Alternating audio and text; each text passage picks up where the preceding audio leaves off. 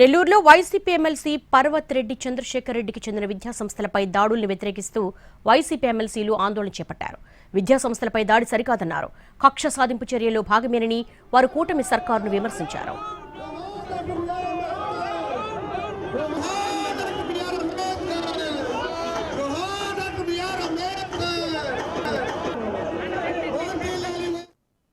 కేవలం చంద్రశేఖర్ రెడ్డి గారికి సంబంధించినటువంటి విద్యా సంస్థలపైనే దాడులు చేశారు.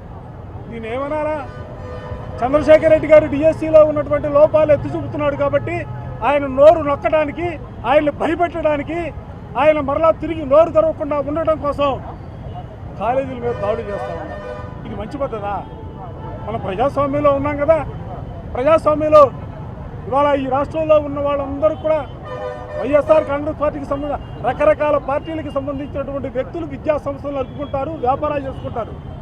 కానీ ఏలు పెట్టి చూపి వైఎస్ఆర్ కాంగ్రెస్ పార్టీకి సంబంధించిన పర్వతరెడ్డి చంద్రశేఖర్ రెడ్డి గారి మీద దాడి, అది ప్రతీకార దాడిగానే వైఎస్ఆర్ కాంగ్రెస్ పార్టీ భావిస్తూ ఉంది. మేము కాదు, ఇవాళ ఈ రాష్ట్రంలో ఉన్నటువంటి ఏ ఒక్కరి కదిలించినా కూడా ఇది ప్రతీకార దాడిగానే భావిస్తూ ఉంది.